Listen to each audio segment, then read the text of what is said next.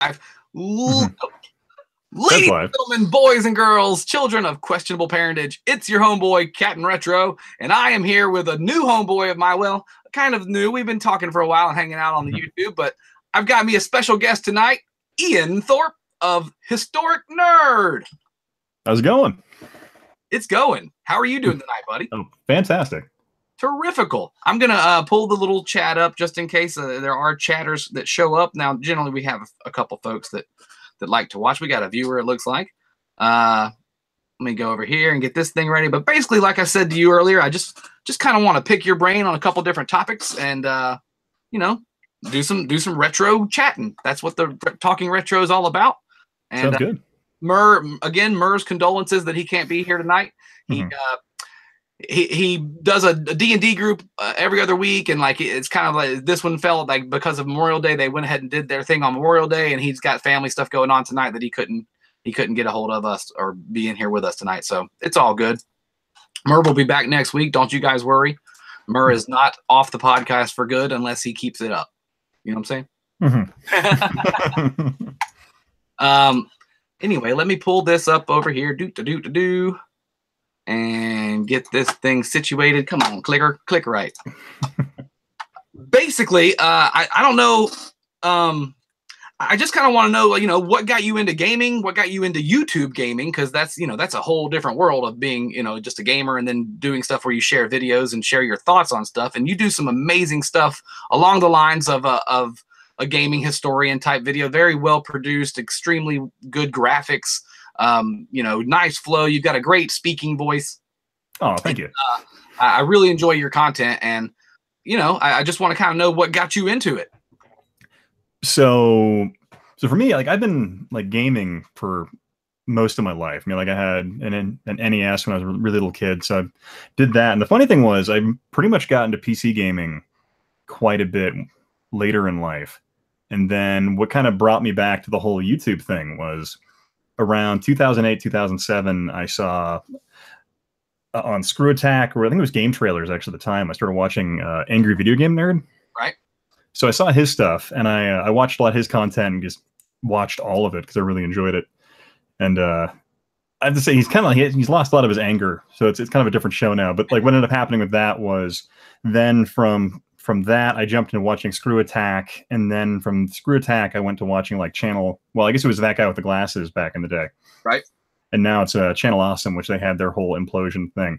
But so what happened from there was I was watching like that guy with the glasses, and I was like, you know what, I have an opinion too, and so I started making content. But of course, back then that was like 2010, 2011 when I started doing that. And I tried to do like a whole like my own website thing, and that was complete failure because I was like, my had buddies from college like, yeah, I'll do it with you and all that stuff. I'm like, oh, cool. And then they never did anything. And so I kind of just pivoted, but then I started making content exclusively for Blip. If you remember Blip TV back in the day. Yeah, that video platform. And Blip TV completely was pretty much probably the worst way to go because I didn't really do anything back on YouTube before probably 2013. And so I did pretty much everything exclusively on Blip because I was worried about all that, all the copyright strikes and all that stuff, and just how much more public your videos were and stuff like that. Right. But the problem was, I actually, like back when I was on Blip, I was getting featured on ScrewAttack.com all the time.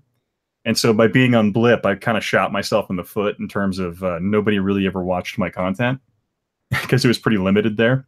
And then eventually I kind of just stopped caring, and then I just started posting all my stuff exclusively to YouTube. And then Blip went under, and I was like, okay, whatever. Didn't get any views from Blip anyway.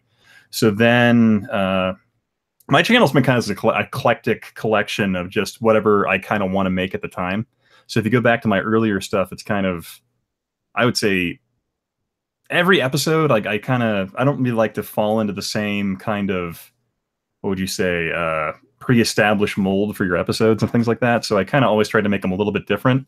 And then I started having a lot more fun recently by just diving into a lot of the written material out there and just finding what I can find out about video game stuff that isn't necessarily mainstream or publicly available. So that's what kind of got me to, ironically, the video that became really successful was my SVP video, immediately followed by the Sega 64 video, which kind of they both exploded for whatever reason, thanks to the YouTube algorithm. And that stuff was just something I had read somewhere in, I think the Console Wars briefly mentions it, and then Service Games mentions it as well. Right. And I kind of just expanded on that and started researching it more and more. Well, and that kind of gets us to where we are now. The 64 video is how I came across your channel. I'm pretty sure it may have been the Thunder in Paradise stuff that you had done live, but I'm pretty sure it was that, at least the first one. And then it was one of those, go down the wormhole and watch what this guy does. And I was just impressed. I've met Norm a couple times, the gaming historian, and I've always loved his content too. And basically along the same lines. I didn't start doing this till about 2.5, almost 3 years ago. But I've been watching since the dawn of YouTube, especially Angry Video Game Nerd. I was a mortgage broker for a while in 2008, 2010, and that was what I did at work. I watched the Angry Video Game Nerd and made a couple phone calls here and there. Nice. And it made me think then, this guy would have been. Yeah, I know he's playing a character, but this guy would have been somebody that I would have been friends with as a kid. You know what I mean? He immediately reminded me of my buddy Emceemur, who is exactly like that in real life. He gets super frustrated and super mad at games, and he vents, and it's fun to watch. You know what I mean? Like I like that. I like people who are thoroughly emotionally invested into their content, and you are as well. Like it's very in depth, it's very well thought out, very well put together, and it's just a pleasure to watch your stuff. And not to gush all over you or whatnot, but you're an inspiration to a lot of people. And you've recently broke the 11,000 subscriber mark, which again, you've been doing it a long time, but you're doing what you want to do, and you're not following trends, and you're not jumping on the what's hot right now topic. You do what you want to do. And that's even more of an inspiration that somebody can do what they want to do on this platform and make it happen. And I dig what you do, man. I've always keep on. Oh no, I was going to run on down to the next little set of questions. I've got I wrote a list of stuff. Nice. Your favorite console, is it the CDI? No, mine is not actually. My favorite console is probably the Dreamcast, but for the system I probably play the most would probably be the Sega Genesis. Would be my primary one I go back to constantly. Well, another great reason to have you on is this just came out on the PS4, the Genesis collection. And if we can become PS4 buddies, then we can play like Golden Axe online together and run around like a maniac. So what's sad? I actually don't have any current generation consoles. Oh my God, we got to help that out. We can figure that out. I got PCs and stuff like that. I got a PC that can do. I got 2 PCs actually, no, 3 PCs in my house that can do any current gen game, no problem. I haven't gotten into Xbox One, PS4, or Wii U or Switch yet. Right. I played, I'll be 40 in July. Everybody send me a birthday card. And I've been playing since I was 2 or 3 years old. My dad had a Magnavox Odyssey 2 when I was. Oh, damn. That's my first system. And I loved it. My cousins had Atari. I always thought our Magnavox looked better and played better, than the Atari. I could be wrong in that. It's just, it's just an opinion, but the graphics were more appealing to me on the Odyssey 2. And we played that, and then we got the Nintendo and a Sega Genesis by the time I was 13 or 14. You know what I mean? Like it was just every time something would come out, we'd get a hold of it. And I kind of quit a little bit after college. I kind of gave up on doing things like that and playing games so much. But I definitely had a PlayStation 1 in college. And hold on one second. Is that your dog? We got issues here. Hold on. What do you need? What's up? Where's that measuring tape? It's upstairs where mom's thing. All right. The noise. Yeah, it's funny for me. Like, so when I was a kid, we had an NES growing up, and then my brothers and I have 2 brothers, and we just get in the most savage fist fights over who could play it. Right. So my mother ended up donating it. So we didn't have any consoles in between like 1988 to 1992 when we got a Sega Genesis. So we had like nothing. Well, all we had was my father had a 386 and a 486 PCs. We played a lot of games on that, like Wing Commander and a variety of other titles. But so it was a lot of PC gaming in my past. Well, I fell out of it after the PlayStation 1. I didn't have a PS2 when it hit. I didn't keep going with it. I was too busy working and playing in bands and doing things, and video gaming kind of fell to the wayside. But the Xbox 360 pulled me back in. And that's really when I started like upping my collection again. All my childhood stuff was long gone. You know, traded in for other stuff and or sold at garage sales. And the Xbox 360 just had like an update for the first one in like 3 years or something like that. And so I have to reboot my Xbox 360 to see what that's. Yeah, I haven't turned my 360 on in probably 2 years. But I'm a big fan of the 360, and that really did, like BioShock and all those games on there that are just, you know, immersive experiences that are way more, you know, beyond if you go, the last thing you played is the PlayStation 1 basically, and then you jump to an Xbox 360, it's a different ball game. Yeah, that would be pretty impressive. It sucked me right back in, and now you see what's going on around me as I've gone full tilt into, you know, retro and modern. I really love the PS4. I've got the Pro. I've got an Xbox One, although that's really just a Netflix controller for me. And, you know, Xbox Watch TV, that kind of thing. Oh yeah. It makes me a little sad with their first party stuff is not the best, and I really only have that so I can play with my brother because he is an Xbox guy. So, but sorry to interrupt you. A quick question: that Death of Superman comic behind you, is that the graphic novel? This is the graphic novel. Okay. I found this and A World Without Superman yesterday at the Goodwill, 25 cents a piece. Oh, damn, nice. So I have on my shelf, I have my original 1990s copy of the Death of Superman. Oh, nice. Is it in the bag still? No. I love the crap out of it. I saw one of those at a pawn shop maybe 3 months ago that was a sealed, you know, the black plastic bag with the bloody Superman symbol on it, and I wanted it, but they wanted like $400 for it, which I don't even know what the going rate is. I don't even know the going. Yeah, I don't know what the value of that is. But I'm sure it's, you know, they were close or a little bit above retail, you know. So I'm just glad mine survived the 90s. That's also. I definitely read it when it came out, and you know, I was a comic book reader as a child, and I definitely read that one. But then I saw this, and I was like, dude, I want to read that all again. So it's nice to have that, and for a quarter, you can't beat it. Yeah, absolutely. So your series, I would consider my favorite series are, or like a genre rather. You know, I love point and clicks, and I love full motion video games. I love anything on the Sega CD. The 3DO has a staggering amount of awesome FMVs. What's your favorite genre? Your favorite series? Oh God, that's rough. I don't know. I've never actually really had a favorite particular genre of gaming. I mean, I've always been an adamant first-person shooter kind of fan, and then always absolutely loved Command and Conquer, so like RTS stuff. That was a big love of mine. The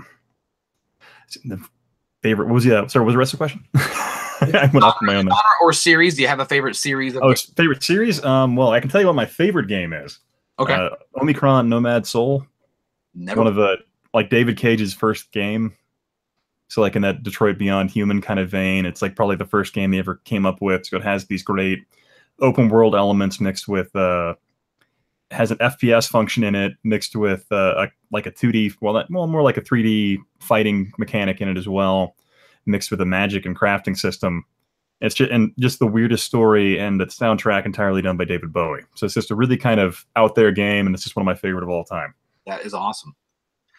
Is that on PC or what? PC and Dreamcast. Okay, I gotta check that out. If it's on the DC, I got a DC. Yeah. I don't have a PC. I run with a Mac, and I've been doing that for the last 20 years. Of, you know, I got into Mac world for video editing. I do film work on the side, and I do sound work on film, and I play in a band, and we just always had Macs. Everybody was like all about the Mac and the Final Cut. So my first videos, I actually used a Mac for like the first couple episodes I did, probably the first like 10 or 15.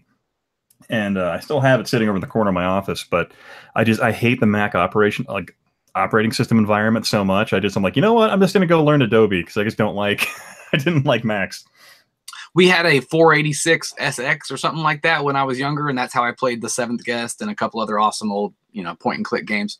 I think my favorite point and click game is Blade Runner on the MS-DOS Blade Runner. Yeah, that's a fantastic game. It's a terrific game, and I kind of wish there was a console version of it so I could sit here and play it on my PS4. But yeah, what are you gonna do? See, what was funny for me was the I bought that game at Kmart, and my disc 2 was corrupted, so I was stuck playing the first chapter over and over, forever, over and over again. I guess kept getting like the best score possible in the shooting range part because I could keep doing that over and over again.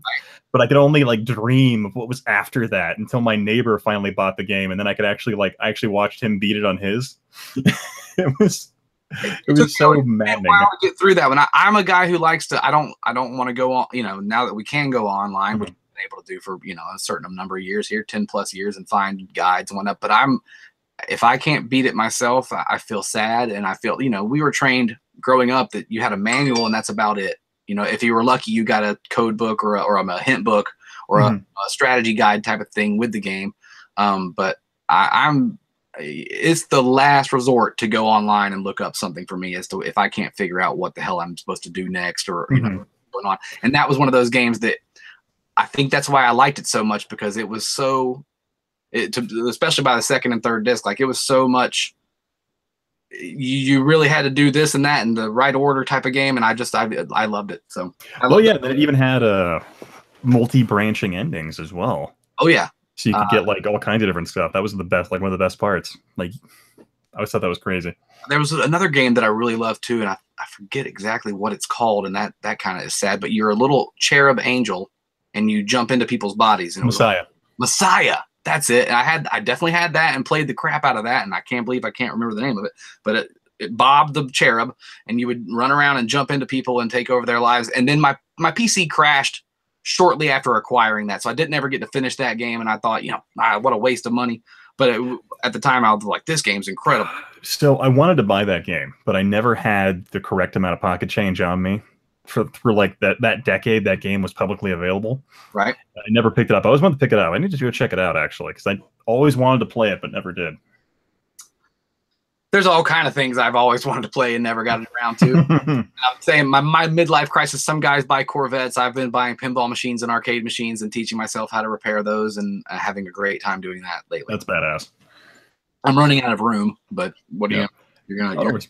Yeah, because I've actually been a fan of your channel for a long time. So I've been following. Because one thing I always loved about your channel was like your channel is probably one of the few out there I could watch that would you'd go to a convention and it would be entertaining footage the entire time. Like you would find a way to make it entertaining and somewhat relevant to what you were doing, as opposed to just showing mindless footage of conventions like what a lot of people do. And so your experience was always like whenever you do one of these things, it was like this great trip. And those were always enjoyable. Like I think some were like 15, 20 minutes long, and I'd be at work just absolutely loving those. Well, I appreciate it. I would rather make something that has a somewhat of a story. There's a little bit of a flow to it, and a beginning, a middle, and an end. Sometimes I don't get to do an ending. That we just Emceemur and I went over to his place and watched his D&D group, and I put up a thing about the D&D night that we did over there. I saw that. I haven't watched it yet though. I had to leave early to fly out to California for the premiere of our movie the next day. And they were maybe 30 minutes away from being done with that session for the night. So I really don't have an ending for that episode. It builds and builds and builds, and you're following along, and then it just kind of stops. And that one makes me a little bit sad, but that was really just, we made that kind of thing just to have an idea of what we're going to do with our new series on the D&D thing that we're going to do. Plus we're going to do live D&D. And if you're into D&D, we'd love to have you in the game. You know what I mean? CaptNRetro, CMRetro, me, Emceemur, and a couple other people. We're going to do like a once a month live Google Hangout D&D game. I've never actually done D&D, so I wouldn't. Neither have I. Know how to do it. I played as a kid. Mur has been a dungeon master since I was a kid, and I definitely there must have been a time or two that we set up the game and tried to play together, but I never really got into it. You know what I mean? I was give me a controller. I want to let the game figure out all the stuff. Wait, I have to use my imagination? What? Yeah, and not that I don't have a pretty crazy imagination, but it never hooked me as a child. And the more I watch him play and the more I talk to him about it, the more I want to. You know what I mean? Like the more he's sucking me in with the way he puts the stories together and how in depth that can be too. And it just looks like fun. So if you ever feel like joining the game, you're more than welcome to. Absolutely. Okay. Now, I thought for favorite series, you were going to say Thunder in Paradise. Oh, well, I think if you said like favorite FMV game, then yeah, Thunder in Paradise would definitely be my prime choice on that one. In terms of absolutely just... See, the funny thing was when I was doing like because every once in a while before my daughter was born, I would do like these like long-ass 8-hour streams. And I just hook up the CDI and just play that for 8 hours at a time. And I started burning a bunch of like CDI games. I saw Thunder in Paradise, and I was like, "Wait, Thunder in Paradise, like the Hulk Hogan TV show from the '90s I used to love." And I downloaded the game and started playing it. I'm like, this is actually a really competent title for an FMV game. Yeah. for the license it's working with. Yeah. Yeah, it's kind of like, huh, that is something entirely different. So I guess pour more wine here. Sorry. No worries. Yeah. Everyone loves that sound. Oh yeah, me especially. But yeah, it was just one of those things where it was just such an odd title, and I had to burn it, and then just checked it out. And it was one of the funnest CDI games yet, or even FMV games I've ever played. And it's fun to watch you play that game. Some FMV games are just basically cutscenes, you know what I mean? And you do a little bit in it, but that game's has got a lot more going on than just cutscenes. And it's fun to watch that game be streamed. Your connection with wrestling and with gaming, were y'all buddies before YouTube? No, so that's actually a really funny story. So I've been working on this like passion project of making a Sega 32X documentary thing for a long time. Right. In terms of like how it began, more stuff like that. And then I unfortunately found out Joe Miller had passed away in 2011, so that derailed a lot of that work I've been doing. But I have I think like 15 pages or something like that written for that documentary. But in the process of like working on it, what I found was I Googled the phrase Sega Civil War because I thought I was being creative in terms of what I was thinking about Sega's internal operations and politics at the time.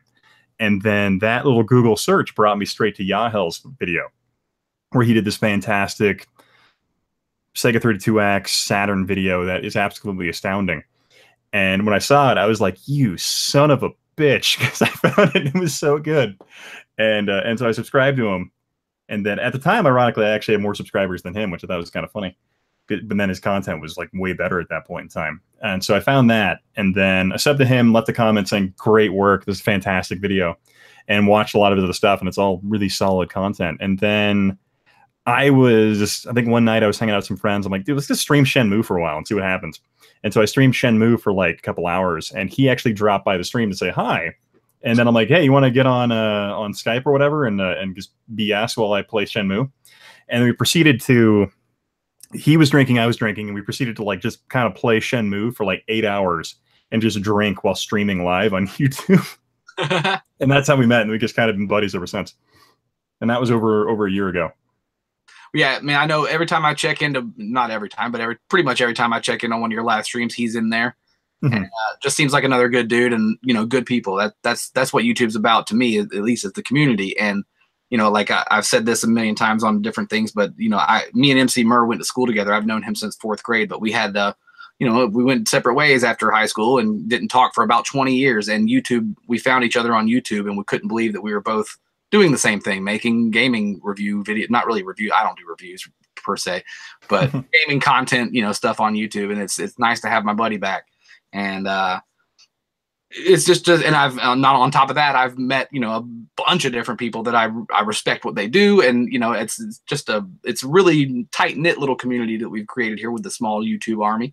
And I've got just over 1,200 subs, and I'm so proud of each one of them. And it's taken me 3 years again doing it my way. I'm not looking up the algorithm and figuring out what the hot topic of the minute is, and people find me, and they'll find me for it's just like the music. You put stuff out there, and not that my stuff is amazing or great, but it's me. You know what I mean? It's definitely me, and there's no you don't get if you meet me in person, I'm the same exact moron that I am on my YouTube show.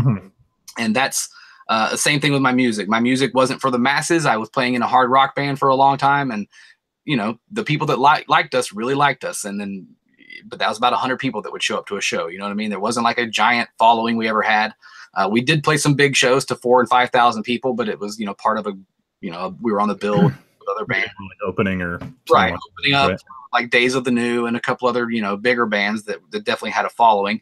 But it's mine. And when we put our first CD out, I was like, I can die happy now. I've got something that will last. And it's up there, and it's out for the world to hear. And if 3,000 years from now, somebody could, Bill and Ted's, it could take over the world and be the music of the masses. And it's about the same thing with YouTube. It's about it's art, but it's also a log of your life, and I really enjoy doing it. And I was very sad that I got banned for a month by Major League Baseball, the show, for streaming that early. Apparently, I didn't know. I mean, I bought it at the store. How could that be early? But Well, you got banned from like Twitch or YouTube or what? I got banned from YouTube live streaming for a month. Now I appealed it immediately, and I bought.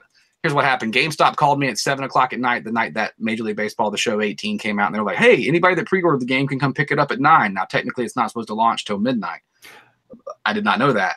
So you streamed it that night? I came home and got online. It was online for about 2 hours before either a troll or possibly some kind of Sony thing shut me down from doing it, shut the whole stream down, and like banned my channel from live streaming for a while. And I had to like appeal it, and no one ever answered the appeal, so it fell off after a certain amount of time. You know, it was supposed to be 3 months of ban, a 90-day ban.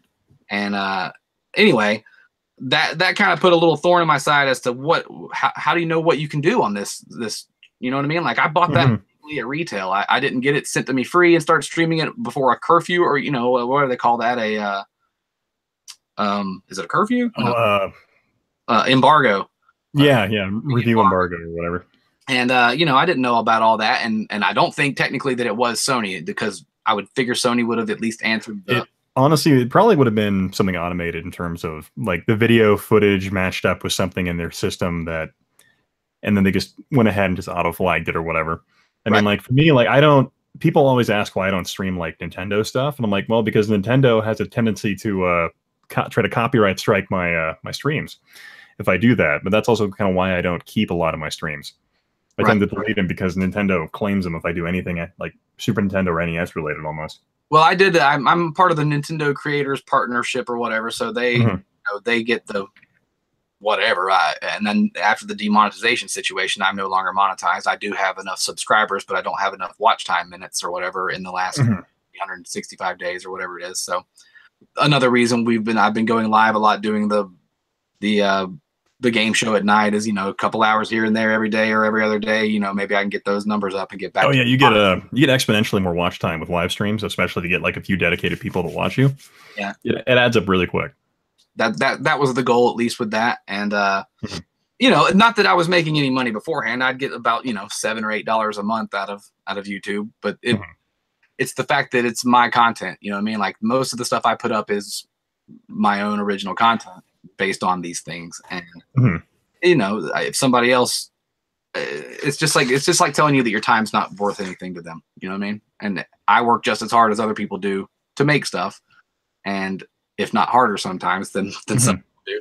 You know, yeah, I can definitely say there are a lot of potentially low effort channels out there that have a lot of success for relatively getting lucky. And it's I mean, that's just kind of the way of the world, unfortunately. Some people will get lucky, others will have to work harder before they get ultimately what's due to them. Right. So it's always been my philosophy. Like I wouldn't say, because like most of my YouTube career / like Blip career and something like that has been like a lot of, I've always just had this theory that just make good content that you're happy with and you have fun doing, and then it doesn't really matter because ultimately it's a hobby for you. But if you have a good enough body of work to where you can look back on it and someone can look at your content and enjoy it thoroughly, then you have a good library that eventually is going to put you over the top and people will notice you just because of the quality of your work. At least in a perfect world, yeah. Yeah, in a perfect world. I think honestly, like it's been working for me. But that's always been my theory. I mean, like the odds are there is some luck to it as well.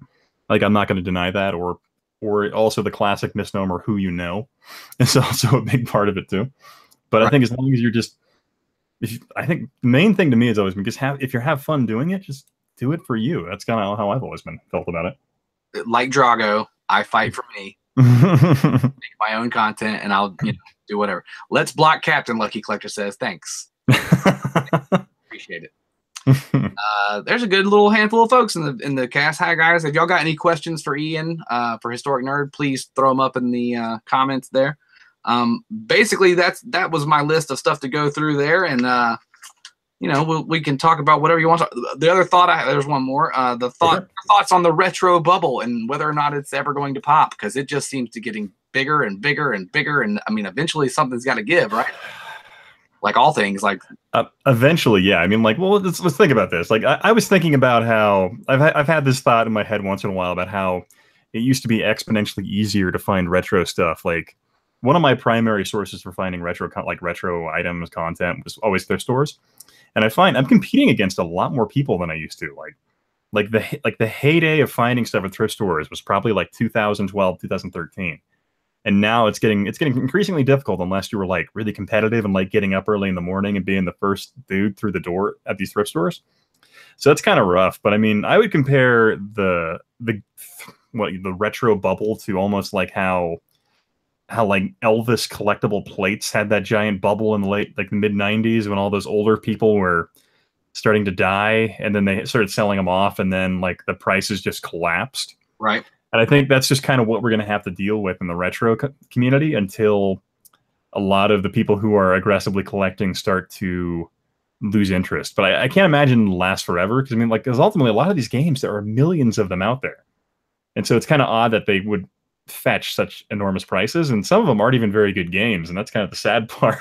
Yeah, generally the most expensive stuff is the worst game. Mm-hmm. Like, because that's why it's expensive. It's super rare because nobody bought it in the first place, and there's not a lot of copies that were printed up because it didn't sell well. So yeah, that's supply and demand drive all economics, obviously. Oh yeah. I would think there's more supply than there is demand, but with the prices you see recently, if you go on eBay, that'll change your mind real quick. Well, the funny thing was, like, I've never looked at as a viable pricing source, because eBay is all about people trying to gouge whatever they can get at the time. And I'm like, and then ultimately that has kind of because when people, like, especially like some thrift stores or pawn shops, so like they price their stuff, they look at eBay and they look at the one time it's sold for that much because some idiot was dumb enough to buy it for that much. And like, no, they don't. It's not worth that much. No one's really going to pay that much unless they're an idiot. Right. Like, especially like the dude who paid, like, there was like one instance where a guy bought a Sega Genesis new in box, which was a launch, like New York, like where'd the Genesis launch? It was like San Diego. Like San Diego launch box with Altered Beast, like $1,600 or something like that. So but the case with that one was it was mint, still in the plastic, entirely sealed. So that's one of those things where, like, that's a bit of history that I could see how it could go for that much. But everything kind of has these little tidbits or asterisks as to why they're worth that much. So I mean, like, I can't see anyone realistically paying for that. Like, I mean, there's a retro shop here in Idaho where I am, where they have a launch Genesis with Ultra Beast, but it's not mint, it's like a mint box kind of, but they're only asking like $300 for it, which makes sense. So that would be like, that's reasonable to me. Right. But they're asking like original Sega CD, new in box, they have there for like $500, which I'm like, yeah, new in box with all the pieces, that makes sense. But some stuff I'm kind of like, no, it's not worth that much. Right. And I think it also depends on your area. Like, I'm down here in Atlanta, and we must have been a hotbed for video games because I find stuff practically every day. You know, I definitely go looking at I have about 5 Goodwills in my general area and 4 or 5 different thrift shops. And there's only like maybe 5 retro stores in the entire freaking state that I'm aware of. There's one, 35, 40 minutes north in Athens. There's 2 or 3 on what we call the loop, 285, which runs around Atlanta. And most of those places are eBay 15% and up. You know what I mean? Like you said, they look at the highest price sold and they want 15% more on top of that because they're a retail shop. But the Goodwill, you walk in the Goodwill and you find, like, hold on, where is it? Like yesterday, I picked up a Pikmin 2 on the GameCube at the Goodwill for $4. And like, that's the kind of money I want to spend. You know what I mean? Like, yeah. I don't know if I'm even going to like that game, but I know it goes for about $50 online. And if I like it, I'll keep it. If I don't like it, I get rid of it. That's my whole thing. And generally my collection consists of random weird crap and movie based games. I love my Stallone games. I love my Schwarzenegger games. Most of them are terrible, but I want them and I've got them in boxes. You know what I mean? Like, that's how I go. And I've got some high end stuff and mainly a lot of low end stuff. But the high end stuff helps me afford, if I don't like it and I don't want to keep it, then it'll help me afford the other stuff I want. So I am a reseller. If you want to call me a scumbag reseller, you're more than welcome to. Well, I assume you're selling at market value, not like blowing them up, right? I go under market value. I like to beat up price charting. If it says $100 on price charting, give me 75. You know what I mean? Like, I'll do 25% off. I'll do 20. I'll crank it down. Whatever's got to be to get it out of my house. Generally, I can respect that. Like, that I have no issue with. It's when people will buy, like, if you go into a thrift store and there's what do you say, like there's like 5 copies of a game there for like $1, and the dude buys all 5. He's like, oh, I can sell these for like $30 on eBay or something like that. Instead of being like a reasonable person and buying like a couple and then leaving the rest for someone else who might have an interest in it. You get the resellers out there who are kind of being douchey about it. Because I know there's a few guys in my area that I compete with that I know are resellers, Right. Because of their, oh man. I missed out on a Magnavox CDI because the dude beat me by like 5 minutes. I was like, damn it.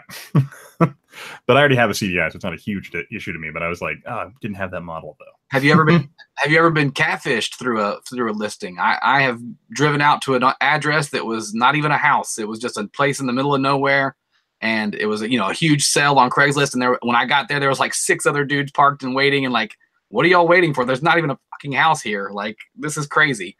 We all got catfished. And what it was there was like maybe 2 or 3 real listings that were on Craigslist that day, and somebody made another listing to get the sharks, to go to this one instead. Oh, what the hell? In fact, Pat, and I don't know if you listened to the Not So Common podcast or the Pat and Ian, Pat the NES Punk podcast, but they talked about that was their scumbag reseller of the week or whatever they call them. Somebody had made a fake ad out there in California and got people to go to this place. There was no place. It was just a spot in the middle of nowhere that the Google took you to. Yeah, I would have thought like you get robbed or something. That was my. And again, I'm in Atlanta, so I take my handgun everywhere I go. I mean, you're gonna have problems robbing me. Or makes sense. Yeah. Attempt to get one off before I go down. It's happened, and there's I've been in a fist fight at a garage sale, so that's fun. A guy, I was the first car there, and like 4 or 5 cars pull up behind me, and the lady goes to open the door, and like everybody goes running out of their car to the front of the house, and that's fine. You guys do whatever you want. I walked up there, took my time and walked up, and she had a pile of video games in the picture, and I figured, no one's gonna grab all of them and try and throw them in a bucket. She hadn't opened the garage door yet. It was opening as she was coming out, and everybody walked up to her as she was walking out. And I walked over towards the garage that was opening, and I got to the video game table first, and I'm standing there looking, and which one do I think I want? And I had a couple in my hand. Next thing I know, dude walks up behind me, elbows me, like I dropped the game in my hand, and he's like, "How much for all the games right now? How much for all these games?" And like he wanted to, shark it. And I was like, dude, I had 3 of these in my hand, number one, and I'm standing here first. Like, let's not start that. And next thing I know, we're throwing bows in this guy's fucking garage, and that was a year and a half ago or so, and that was probably the craziest experience I've had of hunting for games. I got in a fight. Yeah, I can't say I've ever even come close to that. And the lady threw us both out and didn't sell us anything, which was rightfully so, unfortunately. But but I wasn't gonna let that guy shove me around and like take my spot in line. You know what I mean? Like that's absolutely. Yeah, you gotta. That type of behavior is really, like, especially from someone like that, it's just not acceptable to me. Like, I probably would have gotten in the same situation if I'm not, like, for me, I don't really go to garage sales or anything like that. I'm just not that motivated in my retro collecting. So I tend to stick to, like, a thrift store circuit that I like to do. And then I scour through Amazon quite often, trying to see who posts, like, the best option every once in a while for a title I've been looking for. But I don't know, because even though like I hate the Sega Saturn, I'm like strangely interested in collecting for it because of how oddly priced I think the games are, and a lot of the games are just absolute trash. So it's kind of a fun system to collect for. It's another one where you can burn games too and play it, right? I mean, those. Oh yeah. Sega was great like that. The Dreamcast is burnable. The CDI is burnable. The 3DO is burnable. Correct? I know the 3DO. Yeah. Yeah, 3DO and CDI are. The Saturn, though, is unique in the sense that in order to actually make burn games work on it, you have to either do a hot swap or have a hard mod or a soft modification. But if you have an action replay like what I got, you can load a pseudo Saturn on it, which makes any burn game ever work no problem on your Saturn. And I've done that for a lot of titles because honestly, I don't like paying like $100 for some of the games out there, which just really aren't that good. Yeah, I've had a couple big banger Saturn games come through here that were immediately turned over to the internet. Saturn, Sega Bomberman Saturn, and a couple other ones that were, the Panzer Dragoons. And See, I found Shining Force 3 at a thrift store for $7, complete in box, like absolutely immaculate. And that one goes for like what, 350, almost 400 now for whatever reason. Ridiculous along those lines, yes. Yeah.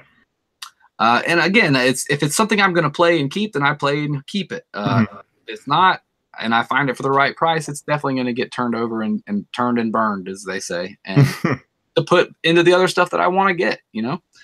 And I will say this: I don't know how emulators do with the stuff you play, but this new Genesis collection, again, it has, if you get a P4, it's online capable. So, for a lot of the games we can go play co-op, couch co-op. Is it cross-platform or no? It's on the Xbox One and the Genesis and the PlayStation 4, and it may be on the Switch as well. See, it's on the PC as well, because so funny thing, I bought that like a year or 2 years ago on PC with like the entire like collection for whatever the price was, and they actually they rolled out an update on Steam for it. So I now have all that, and also has VR support as well, which is interesting. This says interconnectivity between the PlayStation 4 and the PS Vita. So I don't know if they're actually letting you play with PC folks at the same time. I know some games do that nowadays. Yeah, maybe they should do all the games like that. And that was one thing that I've been wanting for a while. Is like, I want to be able to play Super Mario Brothers with Andy while he's at his house. You know what I mean? Like, why can't we play a 2-player game online somehow? Somebody's got to figure this shit out. Yeah, we were. We've been doing Yahel and I have been doing the RetroArch thing, which has been kind of fun. What is that? RetroArch, it's an emulation program that lets you do online play with each other. Oh my god! Yes, you can do that. It's like a little bit more setup, and you got to find the ROMs and you got to load the right emulators for it, but you can do it. So it's kind of some fun stuff there. See, again, you're so much more steeped in the knowledge of the PC world than I am. Like I prefer a physical copy of stuff, and so I do. Same here. I do have some emulators and definitely different, you know, like on the Dreamcast, I've got Super Nintendo emulators on there and Genesis emulators. And one of my arcade cabinets is actually a handmade thing that came with this. And I've been playing this in the house, but Super UFO Pro 8. And it's 500 different, you know, Super Nintendo games are built into the little card on the side. And that was the actual arcade machine is just an arcade cabinet, but they put two ASCII, is that how you pronounce it? ASCII? ASCII controllers, joysticks, you know. Okay, yeah. So it's just an emulator Super Nintendo cabinet, and it's awesome. But I had a Ghost and Goblins cabinet for a while that was really waterlogged and hideous, so I gutted it, pulled all the stuff out, and put it all into a brand new cabinet that I paid $50 for at a pawn shop. And so I paid $100 for the Ghost and Goblins and $50 for the new body I put it all in, and then I played that until I can get about past the third level on the arcade version of Ghosts and Goblins. I had never, and I was like, this game just beats me up all the time. I knew I always wanted it because I like the spookies kind of stuff, and I love the song in it, and I wanted it. And then when I saw that, I was like, dude, you want to trade? You know, like, and he was cool with it, so I traded that for that, and I have much more fun with the Super Nintendo emulator console cabinet. That's pretty cool. Again, I don't have a lot of emotional attachment to anything because most of this stuff is not mine from childhood. So, or even if I had it as a kid, I know I can always go get it again if I have to have it back. And I don't have a lot of that. So it's easy for me to give up or sell or trade stuff to people. Dan, I don't know if you watch the Rebel Gaming Club, but I was able to get him maybe 6 or 8 different, you know, GameCube games that he needed to complete his complete GameCube collection. And it makes me feel good to, like, dude, hook him up with that. He sent me a t-shirt, you know, like, it's not, he needed, you know, there's a couple crap games and maybe 1 or 2 like decent titles in there, but stuff that I had that was readily available. And it's nice to be able to hook people up and make trades. And I do trades all the time at conventions, and, you know, I'll check that game out. I've never played that. Let me, you know, what are you looking for? You know, and we'll make a deal. It's not all about making money. It's about making friendships and making connections and meeting other people that game and share your passion for it. And, you know, it's fun. My next big quest, I think, really, I point this way, Sega Master System stuff. It's impossible to find Master System stuff here in Atlanta. Andy Emceemur was the only guy that ever had the Master System, you know, as a kid. We got one when I was like 13 or 14 on discount somewhere, and I had like 3 games for it. But he had stacks of Master System games as a kid that, you know, I was like, what is this machine? Where did it come from? I've never heard of the Sega. Yeah, there commercials? No. I didn't even know the Sega Master System existed until probably 2007. Wow. I didn't even know that was a system that existed. Like, didn't even know. That happened to me with the Wii U. I thought the Wii U pad was just an add-on you draw a pad type of thing for the Wii. You know, it's funny. I was at PAX 2012 when they launched the damn thing, and even the like people running the Wii U booths thought it was an attachment to a Wii. They thought it was an add-on. Like, so like I'm like sitting there, I'm like, so it's like an add-on? They're like, yeah, something like that. And I'm like, okay. Like they had no idea the product. And I'm like, because I thought it was like the Wii Fit board. Right. Well, there was a thing called UDraw, and UDraw came out on multiple platforms. I had it on the 360, and it's a pad that you can draw on and make, little cartoon type. It's Mario Paint for the Xbox 360. And I had that, and I was like, oh, Nintendo must be doing something like that of their own, Wii U. And maybe they partnered up with these U guys. Yeah, I like the funny thing is I got in a discussion with somebody who like adamantly disagreed with me about this, but I always thought the Wii U was a failure, not because it was like the Wii U I thought was a good idea in terms of like what it did and the ideas it brought to like gaming, but it was so poorly marketed and so poorly named that no one knew it was a new console. Yeah. And that's like half the reason it failed is in my opinion. Those are the two heaviest nails in its coffin is its marketing and its name. Yeah, it's an HD console. It's every game looks great, plays great. Donkey Kong Tropical Freeze is probably my favorite platformer of the last 10 years. That's an incredibly fun game. But they know that Nintendo, at least in the upper echelons, they know this thing didn't sell so well, but we've got a ton of great games on this machine, so let's just force them onto the Switch. And that's what they're doing now. Like that, all the Andy and I call them Switch Lords. All the Switch Lords making their videos about the Switch and all these games for the Switch. Most of them are indie games that are getting put on there that are not worth the $40 or $50 they're asking for you on. Or games that literally came out 8 years ago that are getting reported to the Switch. Right, but they have sucked the Wii, not all of them yet, but they have sucked pretty much all of the Wii U's great games and ported them over to the Switch. And now the fanboys of Nintendo are all over the Switch. Oh, look at all the great games. Well, buy a Wii U. You should have bought a Wii U and played these great games 5 years ago, 6 years ago. But like the funny thing for me was like, so I went from being like a Nintendo fanboy to a diehard Sega fanboy to having an N64. And then I went over to Dreamcast, back to Sega again. Because like the funny thing is I went N64 because I thought I hated the Saturn when I was a kid and you couldn't find it anywhere. And then had the N64, which I absolutely loved. And then went to the Dreamcast and absolutely adored that system for the 3 years it was alive until Sega killed it. Well, until Sega couldn't afford to support it anymore. And then I became an Xbox kid for a while. Right. And now I'm just kind of, you know what? I'm an adult. I have money. I just get whatever system intrigues me at the time. Yeah, I never claimed a fandom as a child. If it's fun, I want to play it. And if you got it, let me come to your house and play that Sega CD that I don't own and play Cross.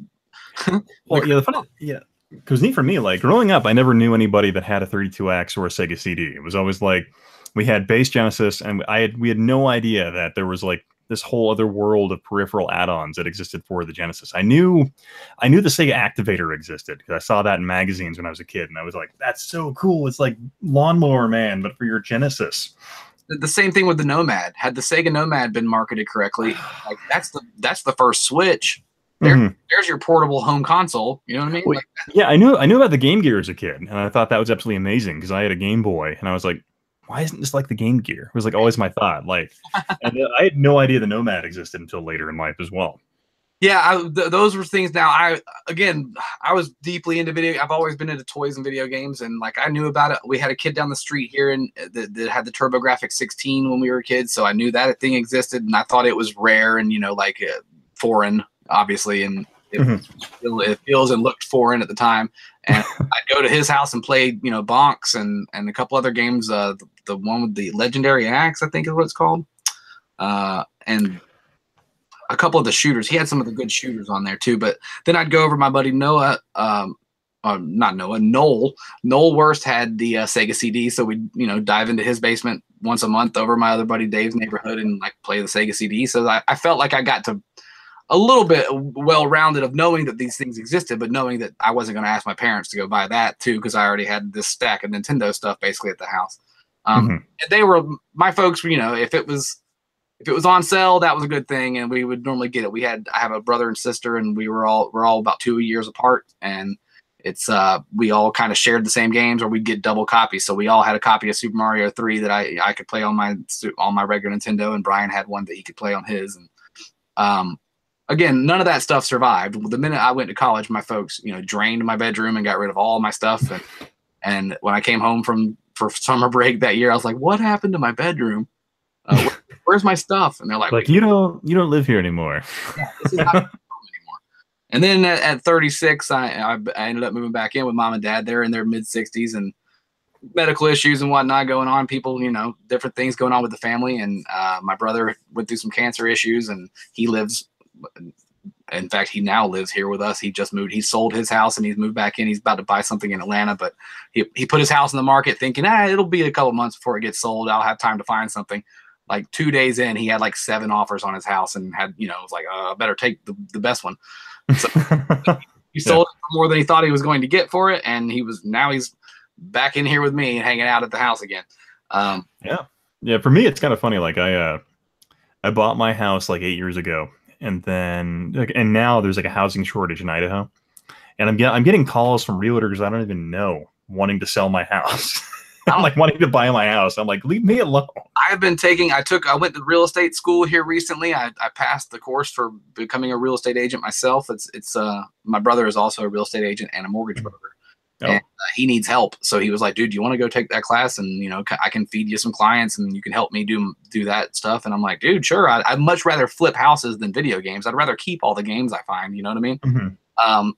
But I kind of went into business for myself about 3 years ago, right before I really started doing YouTube hardcore.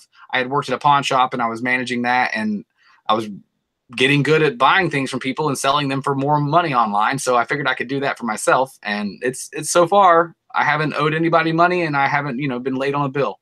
So that's good. But I will say this, my rent is, $300 a month. It's not really like I'm paying rent to anybody. It's cheap to live here, and there's always food in the fridge. So if you can live back with your folks, I highly recommend it. Yeah, I found for me, like when I had my house built, so I ended up like moving back in with my folks while my house was being built, and that was probably one of the most frustrating like 2 months of my life as an adult. I'm like, I can't do this anymore.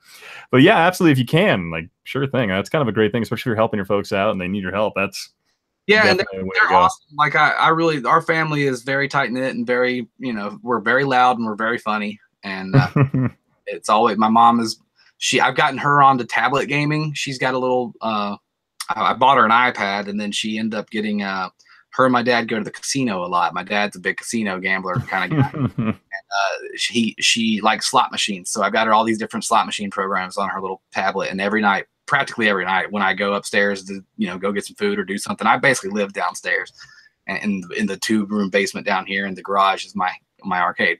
And when I go up there, practically every night she's up there playing slot machines and asking, she's a microtransaction queen too. Like she'll pay $5 to get a couple extra dollars to throw in that slot machine. And I'm like, this is crazy, Mom. I'm downstairs railing against microtransactions every night, and you're upstairs buying them.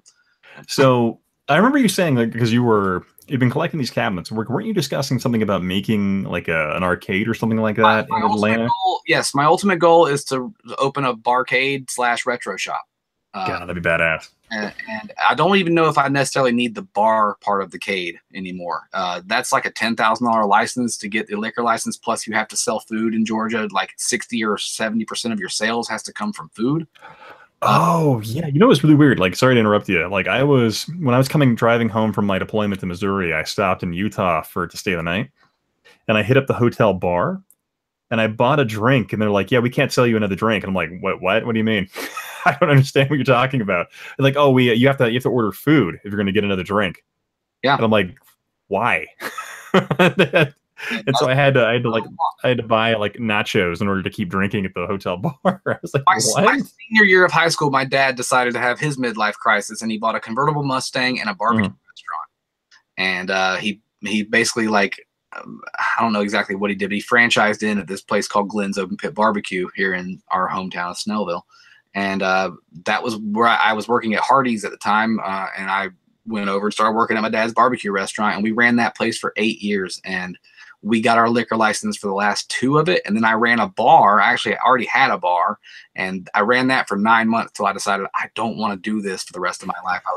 I was 25, and I was ready to play music and do my thing. You know what I mean? Like, that's kind of what I've always wanted to do, is something entertaining wise. Mm-hmm. I just got sick of it. It was a 24/7 job, you know, like be there all day long, basically. And, you know, it was good money and the bar was doing fine, but I just wasn't into it. So we ended up selling it. And I kind of wish I'd have held on to it and come up with the arcade idea back then. I didn't, you know, it didn't even cross my, we had 2 pool tables. I had a Golden Tee machine, but it didn't cross my mind to, you know, turn this into a barcade or more of an arcade type experience. Again, that was back in 2002, I think, is when we sold it. And Mm-hmm. the retro scene definitely wasn't popping at that point. Yeah, that wouldn't, I don't think it would have worked as well back in that time. Right period. now, here in Atlanta, there's like 3 different barcades right now. And the other goal, I did go ahead and get a business license so I can put out coin op machines. I just got to find a place to put them. And I've dropped the ball on going to look. I've asked about 10 different places. Technically, I had one place set up that was going to allow me to bring a pinball machine in, and it took me 6 months to get the license information back in from the state. And by that time, they were like, dude, we've already bought like 3 more machines. We don't have room for yours anymore. And I was like, oh, great. So I went back on the prowl of looking, and everybody I asked was like, we either own the machines or we already work with a company that, you know, brings our machines and we have a contract with them.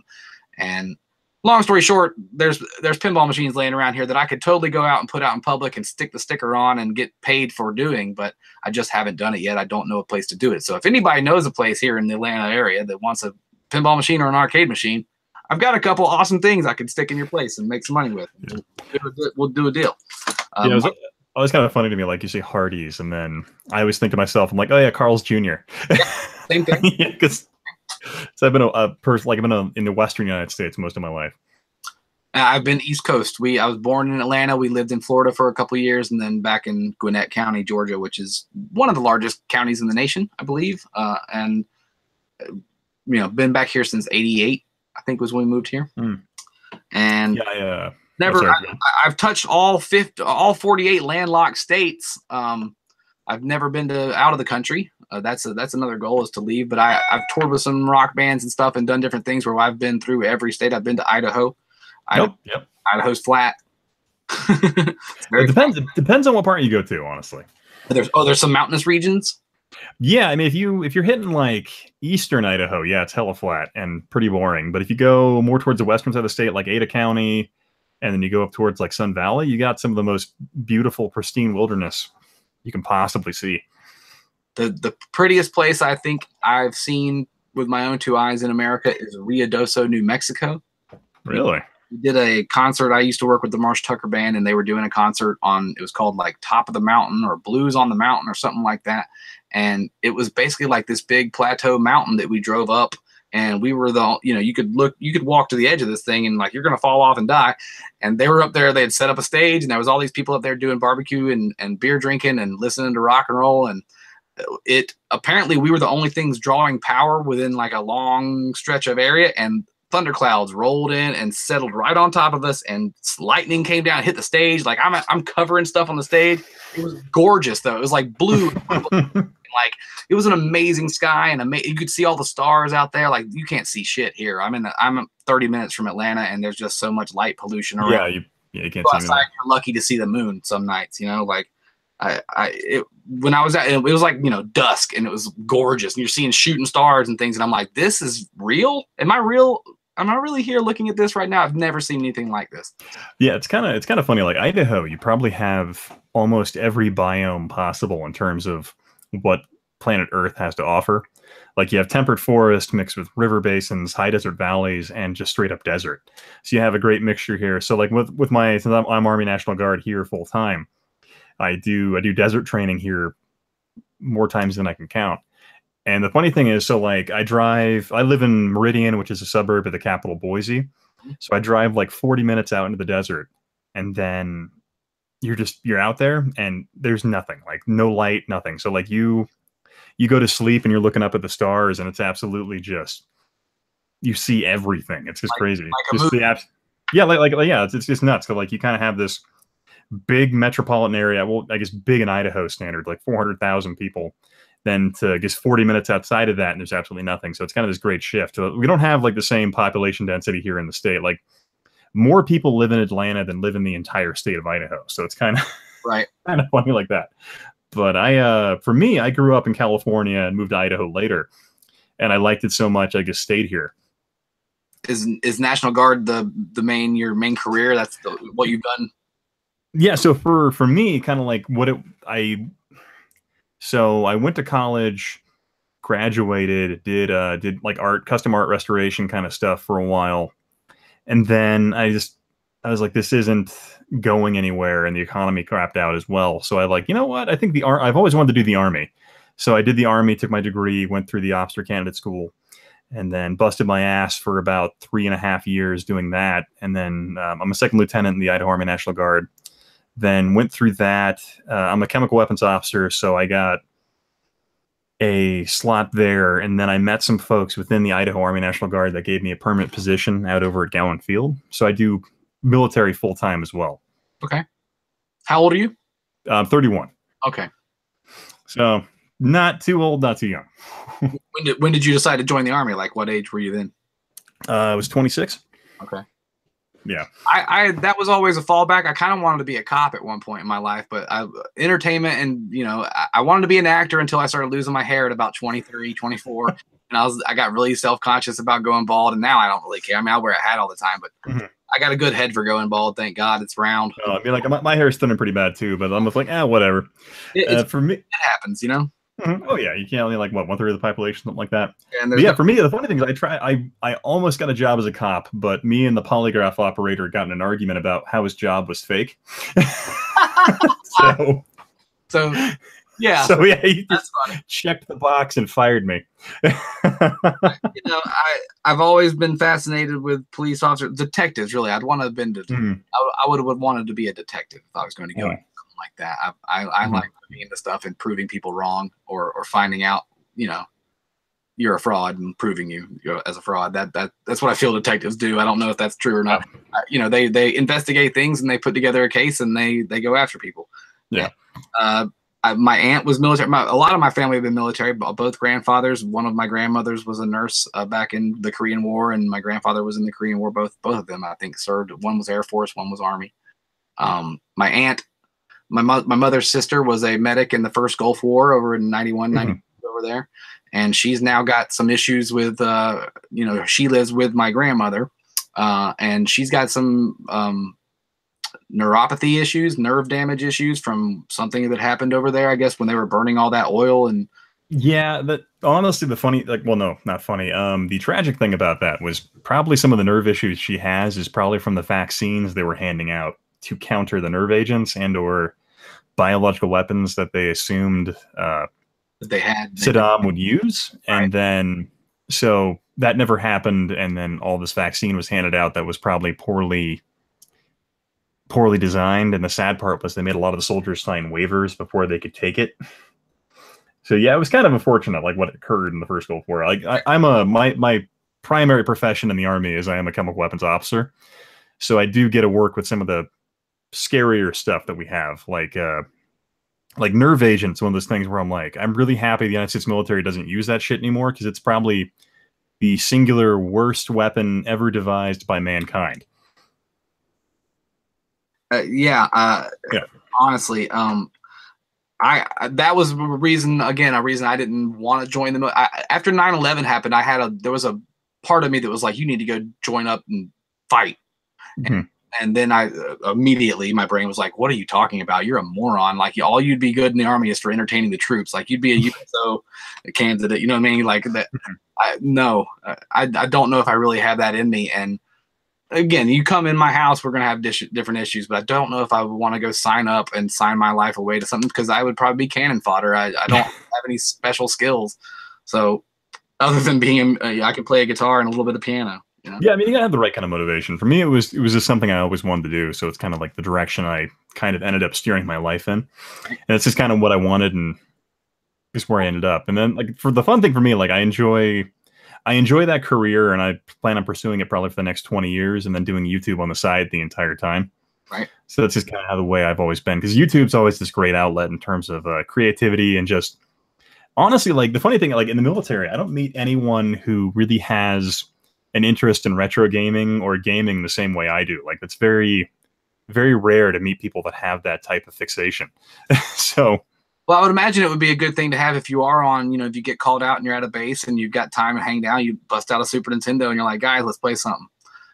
As much as people shit on at games, the Genesis Retro HD system is actually pretty great in terms of like 85 preloaded, pristine Genesis titles that.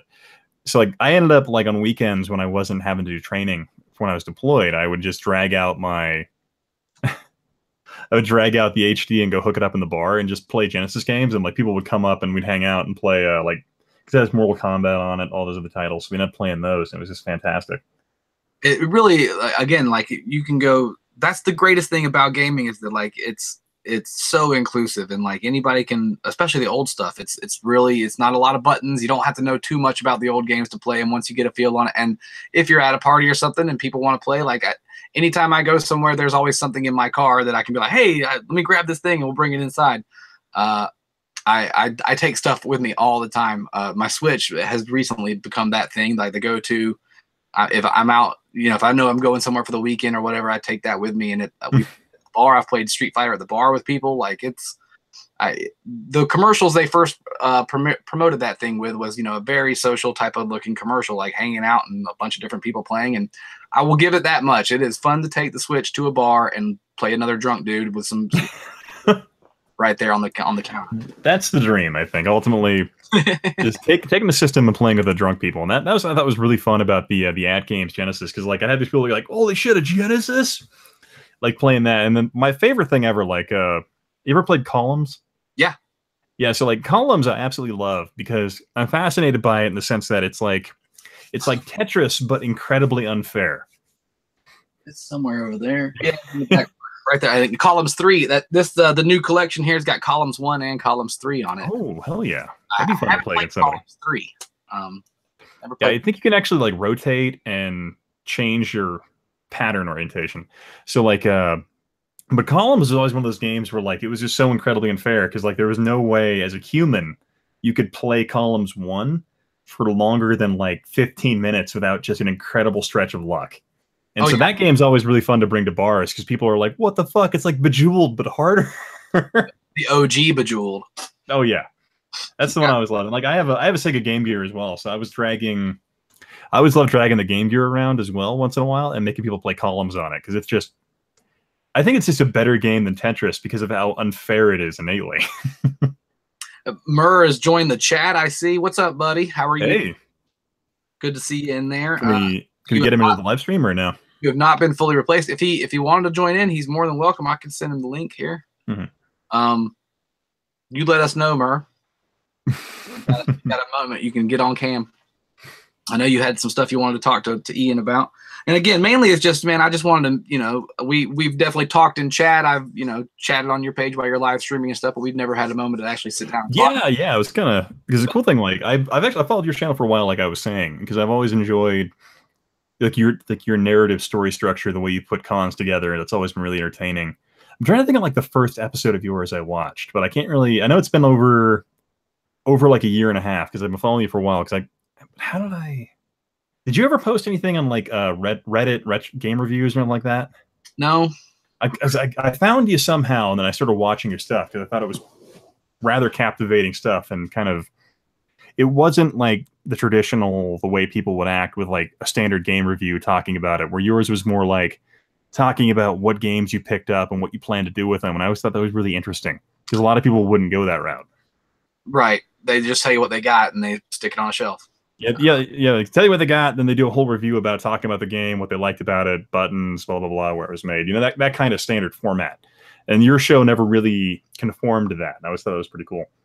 Yeah, again, it's all about doing you, and that's me. I think originally I started up doing like mainly just pickup videos, and I'll let it be known in the chat here. My original YouTube name was Captain Lowball. I didn't know that. I used to get called that by my buddy Sam. He's in a couple of my early episodes. We hadn't hung out in a minute. I need to get in touch with him again. But he would call me Captain Lowball because I was, you want $100 for that? How about $30? You know what I mean? Like, lowball the shit out of people trying to get a deal. And that was from my days of working in a pawn shop. And I found out very soon that people on the YouTubes here don't really, you know, the resellers are, ooh, you're bad because you resell stuff. And I was like, well, maybe I should change the name. And CaptNRetro just kind of popped in my head one day. But the original couple episodes of my show were basically just pickup videos, straight up. I got this, I got this, I got this, I got this.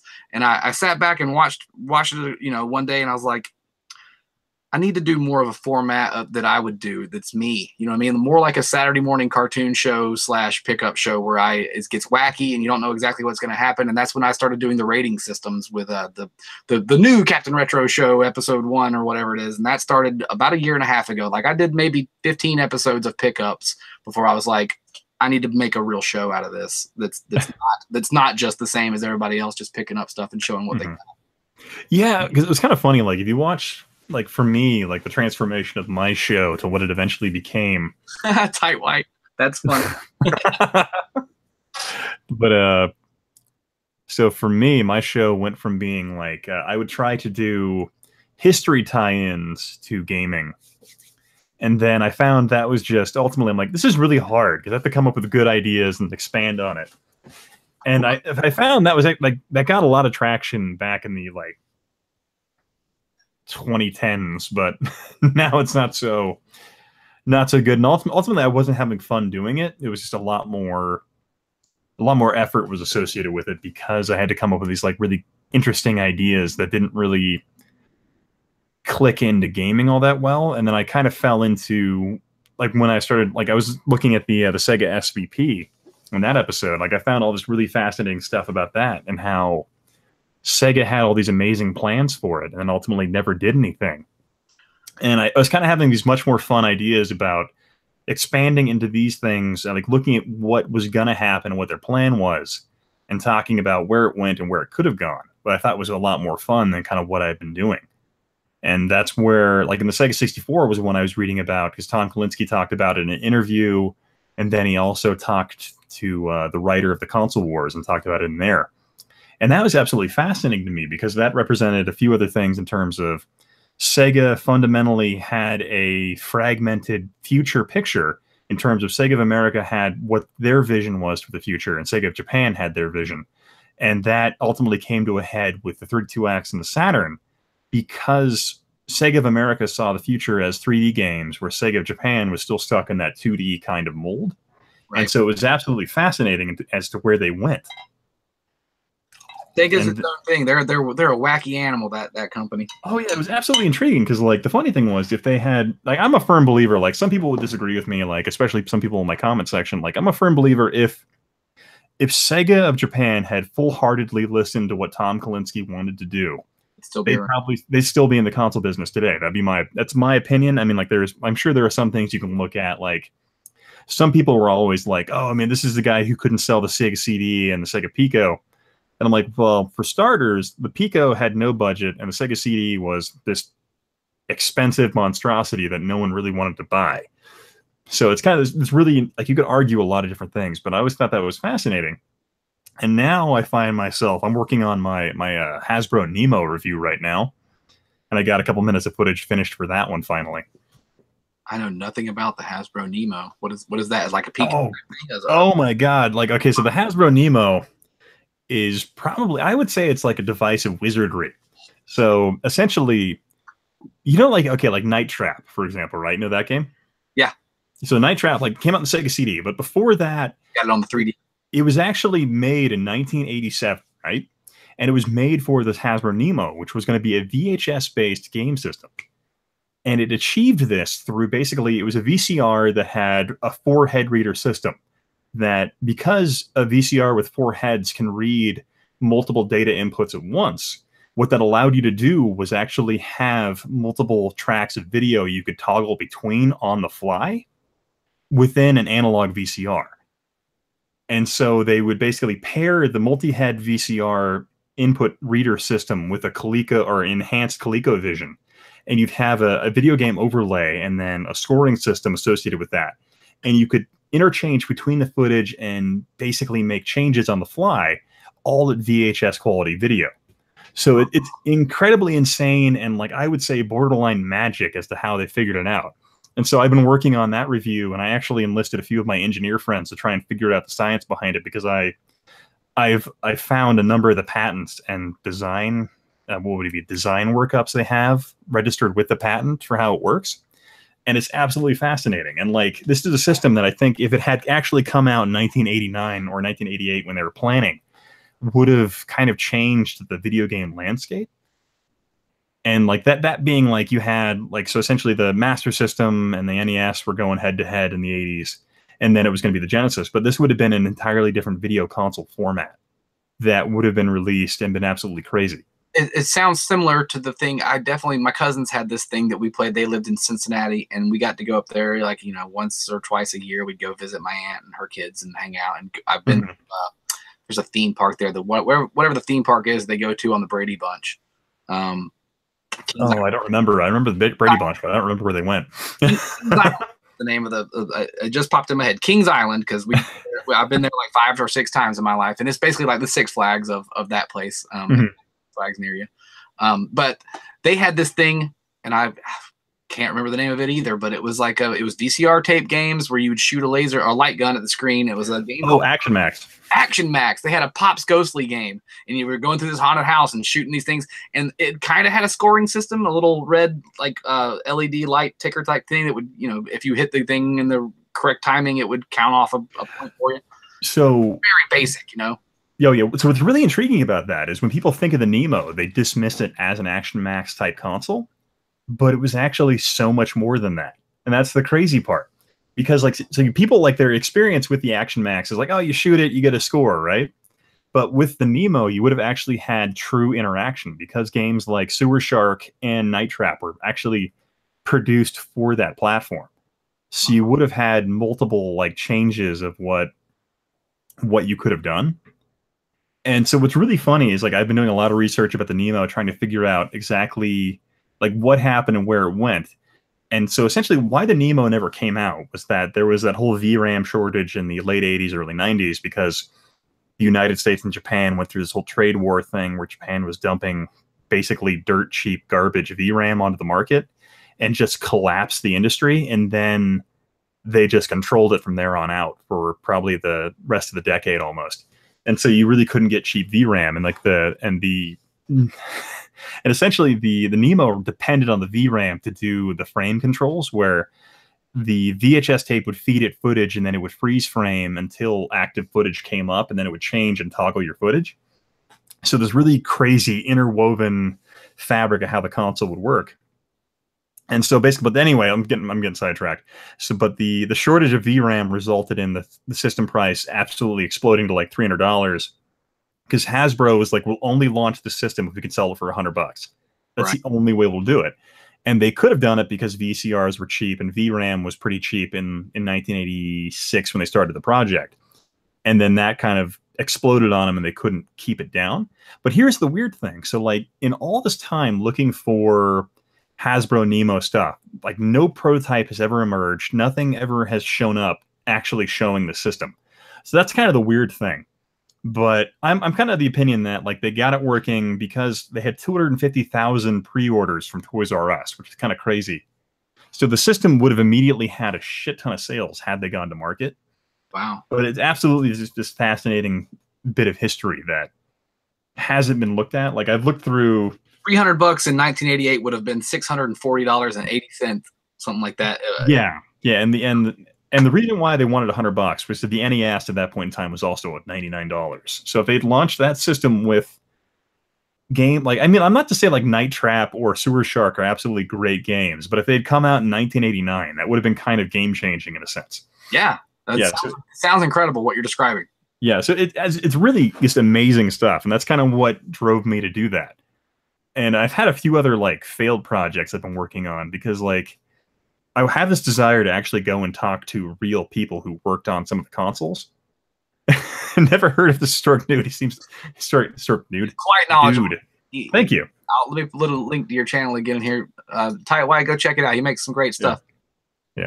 Yeah. Sorry, I'm also like a couple glasses deep in wine. I like to drink and talk. That's just how I go. Doesn't bother me at all. All right. I personally, I don't really drink so often. I mean, I'll go to the the bar and have a drink with some people and do things. But I was a proponent of smoking my dinner, if you know what I'm saying. You know, if it's legal where you are, absolutely. Well, it's not, and I've recently given it up. I'm actually like 30 some odd days now without having done it, and my brain is getting clearer and things are coming back to me. And I recommend, if you do like to smoke your dinner, you know, take some time off, get your head back. I've always been a big fan of I prefer drinking over that, just because the other way, just really dumb ideas tend to be really prevalent. Like, you know, it'd be a great idea, like glow in the dark cars, man. That would totally prevent accidents at night. Oh. Just shit like that. I would be like, look at that glow in the dark car, and then run right into it. Yeah, pretty much. So just random ideas like that. But yeah, like but I've really been pursuing sorry. the idea of the Hasbro Nemo, because I thought it was fascinating. Then I found some other stuff. I'll go ahead and spoil it to your audience because it might find it interesting. But I found some stuff where there were other patents filed in the U.S. Patent Office around that time, like the late 80s, where other companies they got wind of what the Hasbro Nemo was, and they were trying to come up with other multi-track technologies that allowed them to do video streaming technology. Because I'm assuming you probably played like Dragon's Lair and Space Ace, right? Obviously. Yeah. I mean, great games, absolutely fascinating. They used Laserdisc technology, which was pretty proprietary to what those game systems were. But ultimately, those were pretty expensive, kind of cumbersome systems at the time. And then, so other companies, like one guy figured out he could do the same thing with like RCA CED technology, which is the capacitive disc, kind of crazy, I would say wizardry, kind of needle reading magnetic field for video footage. But that allowed for multi-track technology to have kind of jump around kind of selection. So his game system was something he was coming up with. And then if the Hasbro Nemo had launched, odds are that game system would have launched from somebody else. But it's just absolutely fascinating as to where the gaming industry was poised to move in one direction, provided the Hasbro Nemo had actually worked and launched. And so I've kind of just been uncovering this as I go. I wouldn't say it's like groundbreaking stuff, but no one else has really kind of dug into it. Well, it is groundbreaking. I've never heard of it, but you just broke ground on me. Now I'm going to start looking it up and seeing what was going on with it. There's another guy online, and I'm trying to find his name right now, that does like old school tech reviews. Maybe it's Review Tech USA. Maybe Techmon. Hang on one second. My dog is banging at the door. Yeah, Techmon. That's what it is. Techmon and guys, thank you so much, by the way, for joining us in the chat. You guys rule. Smash, Type White, Lucky Collector. Who else we got in there? We had Emerald Game Cave. We had Schaefer Man, Cool Ass Robert Payne. You know it's not a stream until Carp shows up. Foul Crows joined, Krillin 64, everybody that's here, you guys rule. And again, the community that we have built, this little small community of ours, is just so much fun. I would share this with nobody watching, or I would share it with 1,000 people watching, and I much prefer sharing it with you guys watching. You know what I'm saying? I think it's either Techmon, like you said, Techmon, or Review Tech USA. But he did a thing about, basically it's like there's a video record. Yeah, that's what I'm talking about, the CED. Okay. Which is a capacitive disc. Basically, RCA kind of bet the farm on this and actually pretty much bankrupted them. But essentially it was a vinyl disc that had like capacitive metal impressed in it, and it would use a disc to, well, no, sorry, not disc, but a stylus, so like a record. Sorry, my dog is being annoying. What kind of dog you got? A chocolate lab. Let me get her up in her chair. Hi. Yeah, so let me bring her into the frame here. She's in some of my older episodes if you watch. But this was my gaming dog and my best friend. Oh, awesome. Caleb. He passed away 2.5 years ago in the summer, and he had gone blind and deaf in his last 2 years, but he was still wanting to play. Like, he never got old other than that. So he would want to run around and bang into walls and do all kind of crazy stuff, and I definitely miss him. And it's just about time to get me another dog. So I love him. I love cats as well, by the way. I had a cat as well. Yeah, this dog, for her, she's about 6 or 7 years old now, and we do, I don't know, I haven't run in probably about a month, but we usually do like a 3-mile run like every day. So she's still pretty energetic about it. What was that? You are in shape, is what you're saying. Yeah, somewhat. I run about 3 minutes, and that's enough. Mm-hmm. That's enough for me. All right, so we are 9:30. We're roughly an hour and a half into the game here. I guess Murr isn't able to join, so that's all right.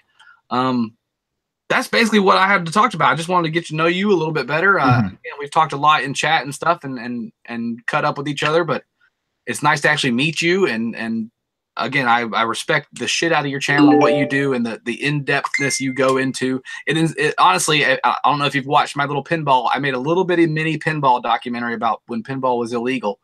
I think I saw you posted that. I haven't had a chance to check that out. It's not very long, but it's very much inspired by something. I felt like this is a CaptNRetro version of a historic nerd type video. It's just a little bit of history lesson built into like some footage, you know what I mean? And like a little doc. And so I might start doing a couple more things like that of things that I find personally interesting, like what you do. You find it interesting, so you make a video about it. And yeah, kind of like this, like diving into the what made it really intriguing. Yeah, like the history of pinball is absolutely fascinating. I found a few other there was a documentary on Netflix I watched about pinball where I had no idea it had been illegal. And I saw you posted that. I need to check it out. I think that was when I was deployed when that came out. Like it was within the last 5 months, right? Yeah, it was not too long ago. It's actually, I think it's up on my, might be the first thing you watch if you go to my page, or at least for like returning subscribers. I believe it's like the main. I'll probably watch that right after this. That stuff's pretty fascinating. Pinball was outlawed is what it's called. There's a Vice. I don't know if you watch the documentary channel Vice, or every once in a while, yeah, they have some pretty good stuff. They did a really in-depth one about pinball being illegal and the resurgence of pinball lately. And I've always been a big pinball fan, and I'd never really thought about you could own your own. I could have bought them years ago, and I should have been buying them years ago because they were cheap, just like retro games. If I'd have jumped into that in 2003, I'd have 15 machines in here that are worth a shit of money, and they would have been $200 at the time.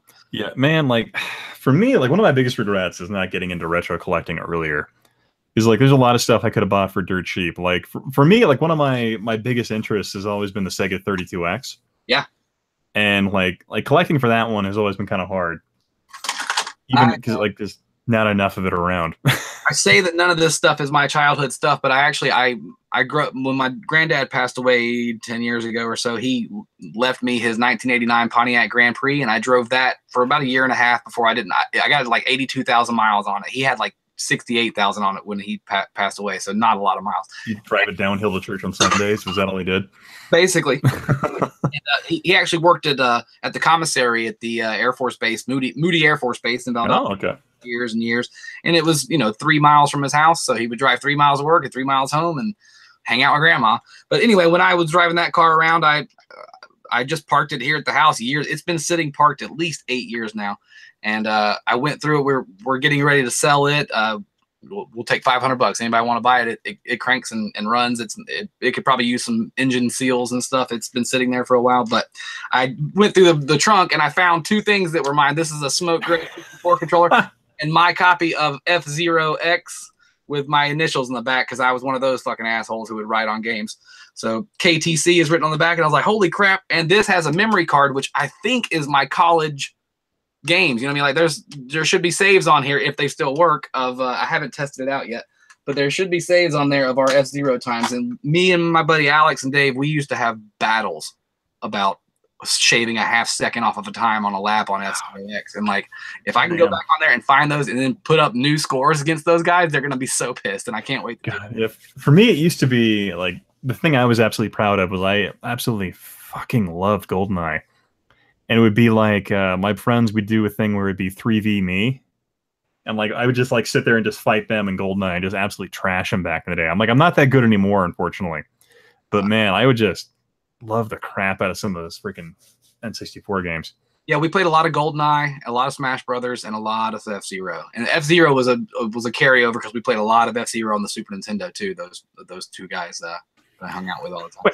There's two questions in the comments here for you. Technically, please tell me this guy hates the N64 and the Vectrex and likes 3DO and Sega Master System games. So I have no experience with the Vectrex, but I do like the N64, and I do like the 3DO and Sega Master System though. He does like the 3DO. He streams 3D stuff. He streams CDI. He's one of the only CDI streamers you're ever going to watch. Yeah, you guys that does that. And then the other one is, fuck all this. What wine bottle, 6-pack of beer, or bottle of liquor would this guy bring to an island, assuming he would be trapped for years? So for me, unfortunately, the wine I used to drink has been discontinued, but I've been kind of a big fan of Red Diamond, which is a pretty good Merlot. And then for beer, provided it's an IPA, I'd be absolutely fine. But if it's like PBR, I'd be just absolutely sad or depressed. Yeah. It would have to be something like harder. There's a version of PBR, and I think it's called PBR or Pabst Blue Ribbon Special Reserve 1862 or something like that. And it's sold in gold cans in China, and it goes for like $100 a can. Oh, God. Retarded. It's PBR. It's just PBR. Just PBR. And if I were to answer your question, Tight White, if I were stuck on an island, I would want some Jägermeister there with me, please. That's my liquor of choice. I've only ever liked Jägermeister if I've been blacked out. That's the only time I ask for Jägermeister. That's the only time I'm blacked out if I'm asking for that. That's the goal of Jägermeister, is to black you out. So I dig it. I'm also, if I drink beer, it's generally a Miller Lite. I do occasionally. There's a thing called Sweetwater 420 that is basically like weed beer. I mean, it's super hoppy, and there's no weed in it, obviously, but they call it 420, and it smells a little bit like weed, and I like it. So I see that, yeah. That's more expensive beer. That's, it's a microbrewery or whatever. I'm not a huge beer drinker, honestly, though. If I do, it's give me a 12-pack of Miller Lite, and let's see if I can get through them all before I fall over stupid and acting goofy. And I also know my limits with beer. I got super drunk one night on stage because of Jägermeister, which you would think it would make me hate it, but I had broken up with my girlfriend on Halloween night, and we had a show that night, and I just fucking got retarded. Like, give me as much alcohol as I can put in my system and mainly make it Jaeger. And about 2 songs in, I fell off of rhythm. I fell out of key. I was cussing at the people in the crowd. Like, I had lost my mind on stage. And it was like, that's the last time you're allowed to drink Jägermeister and play with us. And I was like, okay, sorry. Sorry, guys. They didn't kick me out of the band, but they kicked the Jägermeister out of my hand. You know what I mean? I remember for me, I had gotten, like, the only time I ever really got drunk at a social function like that was I got dumped by a girlfriend, and I was drinking really heavily at my brother's wedding. And I was that dude. I was the drunk uncle. That was great. Drunk groomsman. Yeah, pretty much. I was just absolutely hammered for that one. Yeah, it happens. We've all been there. I'm sure Tight White's been there. Probably. Someone said they got a 1.5 liter of Kirkland Chardonnay. Interesting. I didn't know Kirkland had a Chardonnay, but that sounds great. I've never tried that. Kirkland is always fantastic. Again, wine isn't my go-to. Mm-hmm. It generally is a beer of some sort. If I'm going to drink, and the reason I don't really drink so often is because if I feel like if I'm going to drink, then let's keep drinking. Like, I won't have a beer with a burger. It's like I can't do one beer. Give me a 12-pack. Let's keep them coming if I'm going to start drinking. Can't get drunk off one beer. Yeah. So I don't like now. It's not that I don't necessarily like the flavor of beer, but like not with food. So like I'm not a let's go out and have a beer and a burger kind of guy. Let's go out and get 15 beers and then we're gonna find pizza later on. You know what I mean? Like it's a party thing, and I need to know where I'm going and know where I'm gonna be and not be driving. I've never had any trouble with DUIs. Oh yeah, same I know people who do, and I know people whose lives it's ruined, and I honestly feel like marijuana is the safer of the two, the two vices. If you're gonna, you can function on weed. I can't function if I get drunk. Yeah, it's one of those things where, like, especially the detriment to your body from marijuana apparently is exponentially less as well. So yeah. I mean, so you have that benefit also. You can pickle your liver real quick, apparently. Mm-hmm. So that's not something I'm looking forward to ever having done to me, and that's why I don't do it. Again, I figured I'd like cocaine. I've never tried it. I'm not gonna do any real drugs, especially you have a lot of fun. And you see those guys on coke, they look like they're having a great time. I'd probably enjoy it. I don't need to do it. And yeah, no thanks, right? I'm already fucking hyper and crazy enough as it is. Weed makes me even more so like, wow, let's go have some fun. I don't get the laid back kind of, man. Yeah, what's up, man? That's not the Captain. Yeah. Yes, I have to say, like, your name that chiptune thing has been kind of fun because, like, recently since I've been back home, I've been playing a lot of PUBG because it's like one of my weird. I don't know what I call it, but like I really enjoy PUBG just because it's just a giant pain in the ass game that I like, but I suck at it. So I'll have your like name that chiptune thing going on in the background while I'm playing PUBG trying to get kills, and that's been absolutely just great. I like that people are using it as background music. Mm-hmm. Every one of those shows gets copyright claimed. I'm using someone else's music, and they're using someone else's music too, which is the weird thing. Like, how can you? I guess it's because it's a cover and it's your version of it. That I don't know how. I don't know. Here's the thing. Like, what I've discovered, like, since my channel's intro song has been "No One Knows" in chiptune for like the last couple of years. It has. As long as you use under 15 seconds, you're usually fine. That's usually where fair use and stuff like that like deviates from reality. It's kind of odd. You also put the Ghostbusters noise in there too. It's like the Ghostbusters noise on the at least in the last episode I watched. It was yeah, I got this kind of like upward inflex on it that kind of changes it up a little bit and it makes it just different enough. I tend not to get flagged. Yeah, Tight White, he puts a lot of rap on his episodes, but it's always slowed down or sped up, and you can tell what it is, but you can't. I guess apparently the YouTube bot can't tell what it is. Well, I mean, like ultimately, because you're doing something that kind of changes what would you say, the creative nature of it, which kind of puts it into fair use in some category or another. I mean, some people would argue it's not, but I'm like, if you're changing something and you did work to make it transformative and yours, it kind of makes it something new in its entirety, like the Grey album, where that guy joined Jay-Z and the Beatles into something else entirely different. It's debatable, and I think this will ultimately be something that YouTube people argue about for decades. But yeah.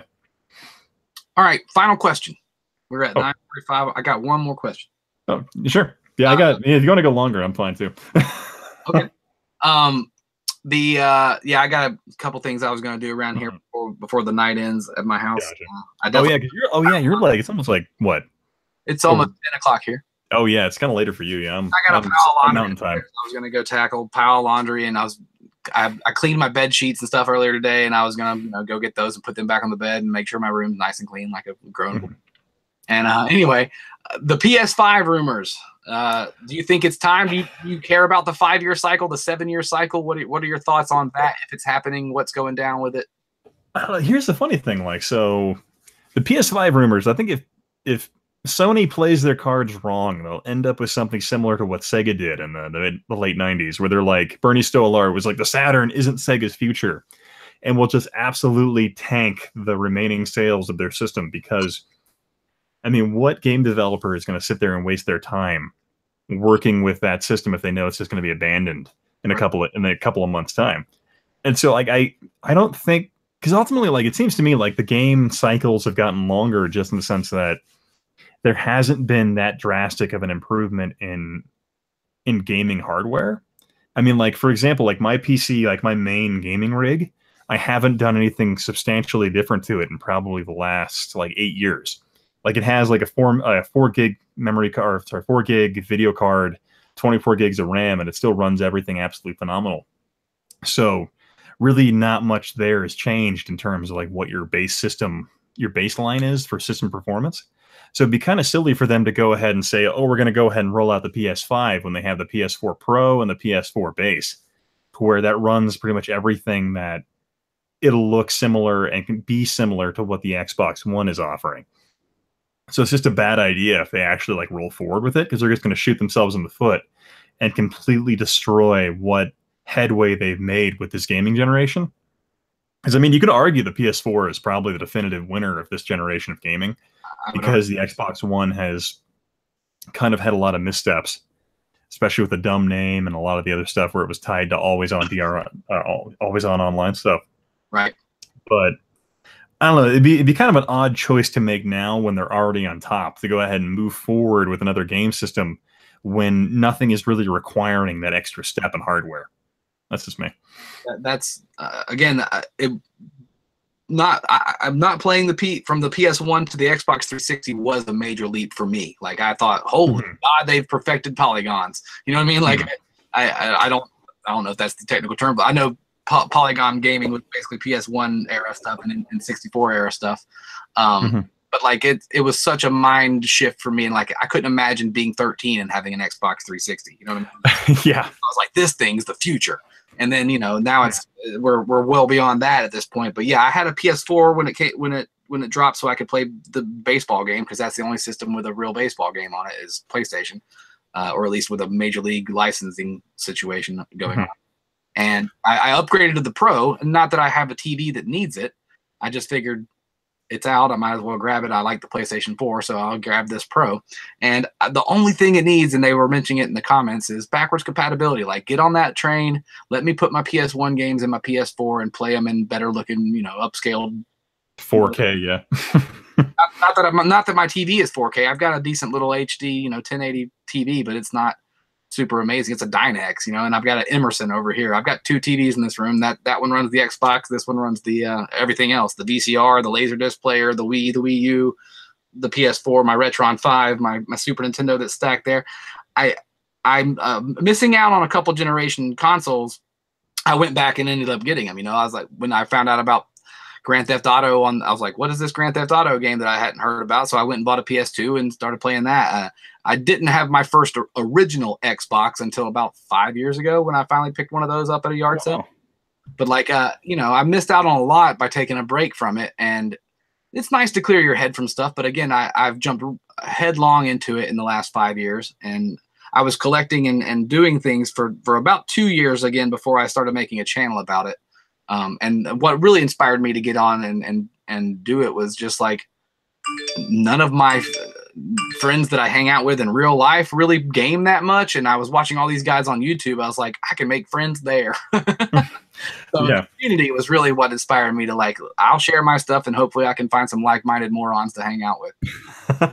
So your chat had an interesting conversation about how the Switch was apparently a kind of a game-changing platform. The funny thing was, people would argue, well, I would say people would argue, but I would argue that Nintendo in their own right is almost their own subcategory of the gaming market at this point, based on the fact that they have such unique IPs, and that Nintendo has such unique and powerful games that it allows them to have their own console to have them on. Where like Sega didn't really have that advantage, because Sega's own unique IPs are interesting, but they squandered that opportunity to where they weren't the draw or attention getter they needed to be to let their own platforms be viable.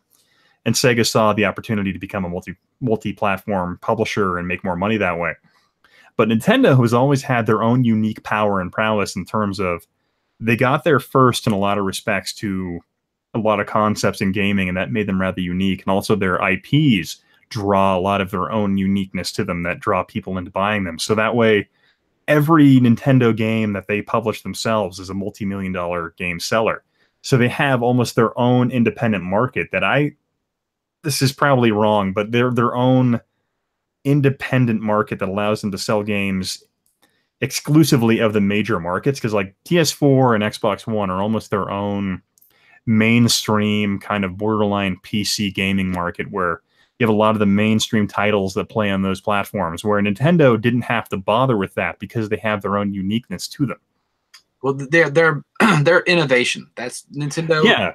Innovation, and they love to fuck with controllers and add this peripheral and do this and put the motion controls in, or the power pad or whatever they would, you know, which they stole that from somebody else, but they paid them for it. But they sing, they march to their own drummer and they do their own thing, and you can't fault for a company for doing that and being successful for 30 plus years. Yeah, absolutely. I mean, like for me, like the funny thing was, like the Dreamcast, in my opinion, was this absolutely innovative console when it came out. Like I bought into it hook, line, and sinker, and got a console shortly after launch because it had online play, and the VMU was absolutely fucking fantastic. Yeah, $9,999 or something like that. Yeah, $9,999. You know, like freaking like on their launch party, they had Fred Durst sitting there signing game consoles, throwing them out the door in San Francisco. Even though he's kind of douchey now, but yeah, that was kind of the big deal back in the late '90s. But absolutely innovative concepts that defined the norm. And like Nintendo has embraced the concept of being a little different. And well, I'm a moron. Sorry. But Nintendo has embraced the concept of pushing out new ideas that kind of change the dynamic of what is accepted as the standard. So Nintendo in their own right has kind of defined their own niche, in my opinion, to where they're kind of almost insulated from standard gaming practices and norms that would impact the mainstream market because of what they have. But, right. They're their own world, and they don't what the outside world does. The Wii U kind of cared what the outside world was doing. They pumped the Wii U's power up and made it the Wii U, and they got the Maddens and they got the Call of Duties on there or the Assassin's Creeds, and I don't see the Switch doing that. I see them thinking, we'll do our best. Now I will say this about Nintendo's newest idea with the Switch, that cloud-based gaming shit. If you can't own the game and you have to have the Wi-Fi to play it, that kills the entire portability of your console. And I don't know if that's the best idea for what they're going to do, nor do I think that the machine can really handle it graphically. I don't know exactly what the power specs of the Switch are. It's basically like a PS3 level machine. Yeah, potentially. I mean, if it's but I mean, like if you're talking like cloud gaming, like almost like an OnLive where they tap into an online stream and are playing it that way. That's what they're talking about doing. So the benefit of that though is that it doesn't matter how powerful the Switch would be. It would matter how powerful the end game system is that's actually streaming the game to the system. Okay. And as long as you have internet connection, you can play whatever game you want. But yeah, you have kind of a limitation there in the sense that the system can't actually play the game. It's dependent on an online connection. So yeah, that does limit the mobility of it. And you're absolutely right in that regard. You don't own a physical copy of it. It's in a cloud, and you're renting that month.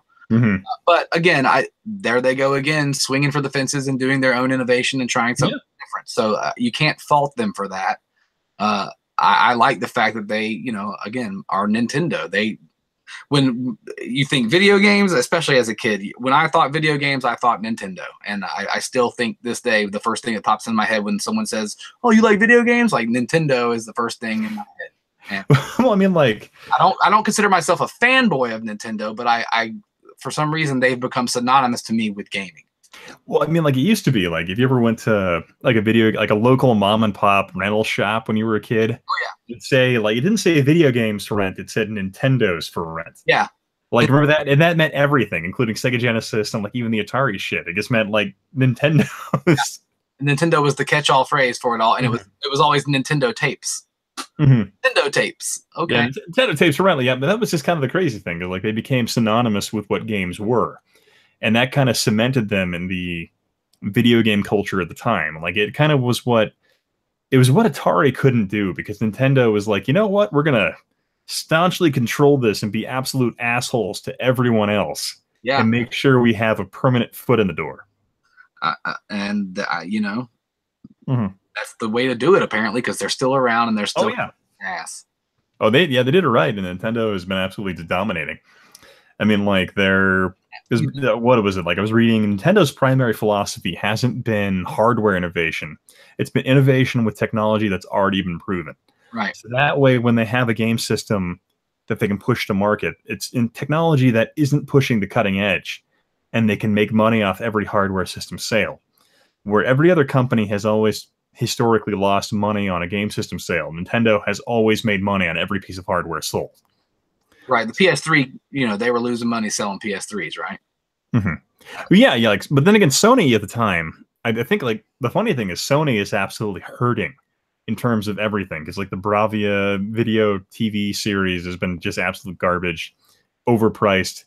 They've been losing money there, but they're making money on their credit cards, but they are making money on the PlayStation.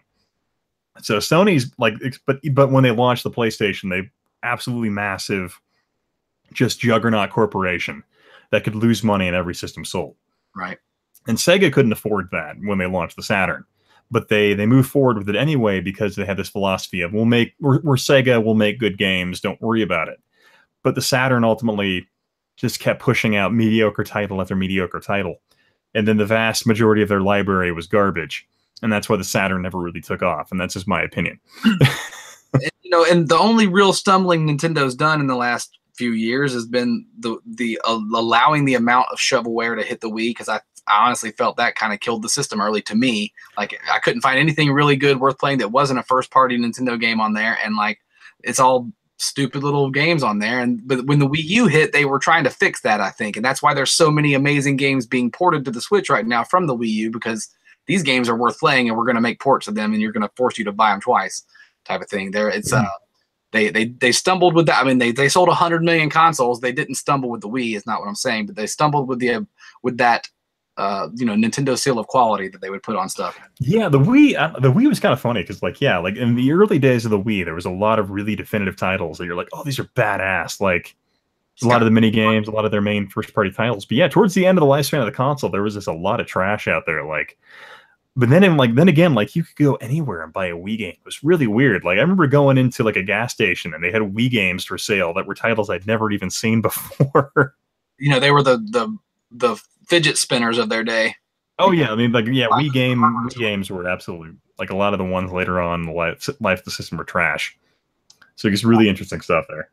But again, they being so innovative and being at the forefront of, like, I think it's their marketing mainly, and they dropped the ball on that with the Wii U. But like Mario is an international superstar. You know what I mean? Like he is that. That is you see Mario and you know it's Nintendo, or you know what I mean? Like it's not. It's like Coke.